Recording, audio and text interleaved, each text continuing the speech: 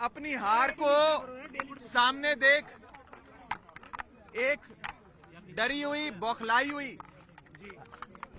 कायर बीजेपी चुनावों को रद्द करना चाहती है। आप सब जानते हैं कि इस चुनाव में साफ मेजॉरिटी, साफ बहुमत इंडिया गठबंधन के पास है। ये पहला सामना है, पहला मुकाबला है भाजपा का, और इस चुनावों में साफ तौर पे बहुमत इंडिया गठबंधन के पास है। आप जानते हैं कि कुल मिलाकर 36 मतदान होने हैं। 36 में से 20 से अधिक वोट इंडिया के पास हैं और 14 से 15 वोट भाजपा के पास हैं। यानी कि साफ तौर पे इंडिया गठबंधन ये चुनाव जीतने जा रहा है। लेकिन अपनी हार को अपनी आंखों के सामने देख एक कायर बीजेपी रद्द कर रही है और गैर कानूनी हथकंडे अपना रही है। सबसे पहले इन लोगों ने सेक्रेटरी इलेक्शंस को बीमार कर दिया। आज इन लोगों ने चुनाव के जो प्रिसाइडिंग ऑफिसर होते हैं उनको बीमार कर दिया। ऐसा लगता है कि पूरी की पूरी बीजेपी इंडिया गठबंधन को अपने सामने देख बीमार हो गई है। और बीजेपी क्या मैसेज देना चाहती है इस देश में कि ये इस देश का लोकतंत्र क्या इतना कमजोर है कि जब बीजेपी चुनाव जीतने की स्थिति में होगी तो चुनाव होगा, लेकिन अगर भाजपा ये चुनाव हार रही है तो चुनाव नहीं होगा। क्या ये मैसेज देना चाहती है भाजपा? और मुझे ये कहने में रत्ती भर भी गुरेज नहीं है कि भाजपा की हालत उस बच्चे जैसी हो गई है जो जब एक गली के क्रिकेट मैच में आउट होता है तो अपना बल्ला लेकर चला जाता है, अपना बैट लेकर चला जाता है और कहता है कि अब मैच नहीं होने दूंगा मैं, अब गेम खत्म हो गई। इस देश को क्या नॉर्थ कोरिया बनाना चाहती है भाजपा कि चुनाव ही रद्द करा दिए जाए? ये बहुत खतरा है इस देश के लोकतंत्र को भाजपा से।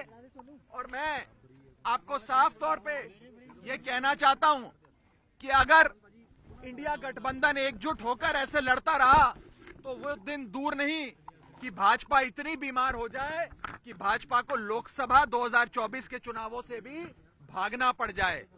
आम आदमी पार्टी ये फैसला और कांग्रेस पार्टी हम सब मिलकर ये कि हम हाईकोर्ट का दरवाजा खटखटाएंगे, कोर्ट में जाकर इंसाफ की, न्याय की गुहार लगाएंगे और हर संभव प्रयास करेंगे कि मेयर का चुनाव हो जिसमें साफ तौर पे इंडिया गठबंधन जीत रहा है और भाजपा हार रही है। अभी तो आप सोचिए कि ये छोटा सा चुनाव है मेयर का और इसमें इंडिया गठबंधन ने भाजपा की नींद उड़ा दी है। 2024 के लोकसभा चुनाव में भाजपा का क्या हश्र इंडिया गठबंधन और भारत की 135 करोड़ आबादी करेगी, ये आप सोच सकते हैं।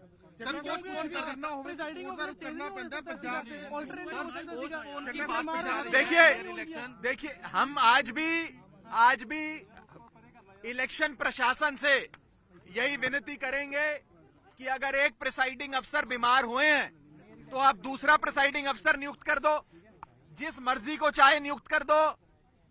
लेकिन चुनाव आज शेड्यूल्ड थे, निर्धारित तारीख थी, आज चुनाव होना था। अगर आज चुनाव नहीं होता है और भाजपा पहले सेक्रेटरी इलेक्शंस को बीमार करती है, फिर प्रिसाइडिंग अफसर को बीमार करती है, फिर इलेक्शन रद्द करती है, ये साफ दिखाता है कि एक कायर बीजेपी इंडिया गठबंधन के हाथों अपनी हार को देखते हुए डर गई, बौखला गई और उस बच्चे जैसा बर्ताव कर रही है जो बच्चा गली क्रिकेट में आउट होने के बाद अपना बल्ला लेकर घर चले जाता है कि अब मैच नहीं होगा।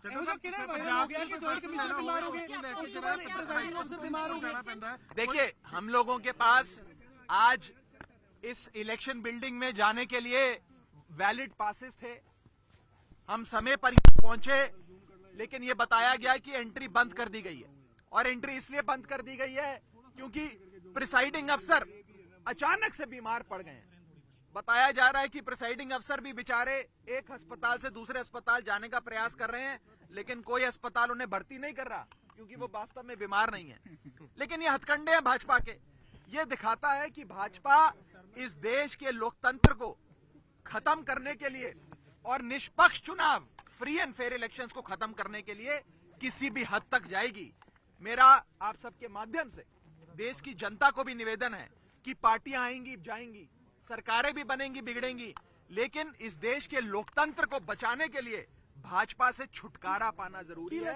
अगर भाजपा बनी रहे चुनाव रद्द कर देगी और भारत को नॉर्थ कोरिया बना देगी। तो